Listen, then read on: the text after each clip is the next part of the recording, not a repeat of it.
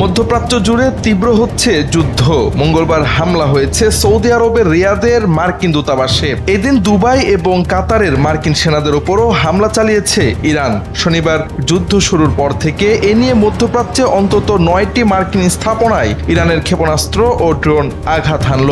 এমন পরিস্থিতিতে অঞ্চলটির 3টি দেশে মার্কিন দূতাবাস বন্ধ করা হয়েছে। উদ্ভূত পরিস্থিতিতে যুক্তরাষ্ট্রেও ইরান যুদ্ধে জড়ানো নিয়ে শুরু হয়েছে তীব্র সমালোচনা। আল জাজিরার প্রতিবেদনে উঠে এসেছে এই তথ্য।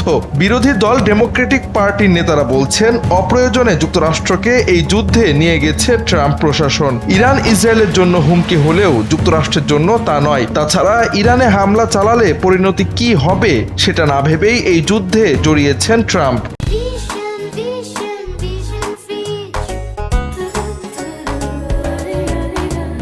যুদ্ধের শেষ কিভাবে হবে সে বিষয়েও মার্কিন প্রেসিডেন্টের নেই কোনো ধারণা। সাম্প্রতিক জনমত জরিপেও বেশিরভাগ আমেরিকান ইরানে হামলার বিপক্ষে অবস্থান জানিয়েছেন। ট্রাম্প ও তার প্রশাসনের পক্ষ থেকে বারবার বলা হচ্ছে যুক্তরাষ্ট্রের ওপর ইরান হামলা চালাতে পারে এমন আশঙ্কা ছিল, তাই ইরানে আগ বাড়িয়ে হামলা চালিয়েছে মার্কিন বাহিনী। তবে রোববার ইরানে হামলা নিয়ে মার্কিন কংগ্রেসের সদস্যদের বিস্তারিত জানান যুক্তরাষ্ট্রের প্রতিরক্ষা দপ্তর পেন্টাগনের কর্মকর্তারা। তারা বলেন, ইরান আগে হামলা চালাতে পারে এমন কোনো তথ্য ছিল না। মূলত পেন্টাগনের এ তথ্যের উপর ভিত্তি করে ট্রাম্প প্রশাসনের কড়া সমালোচনা করছেন ডেমোক্র্যাটরা। ভার্জিনিয়া অঙ্গরাজ্যে দলটির সিনেটর মার্ক ওয়ার্নার বলেন, ইরানের দিক দিয়ে যুক্তরাষ্ট্রের প্রতি আসন্ন কোনো হুমকি ছিল না, ছিল ইসরায়েলের প্রতি। এখন ইসরায়েলের প্রতি হুমকিকে যদি যুক্তরাষ্ট্রের প্রতি হুমকি বলে ধরে নেওয়া হয়, তাহলে আমরা এমন পরিস্থিতিতে রয়েছি যা আগে ঘটেনি।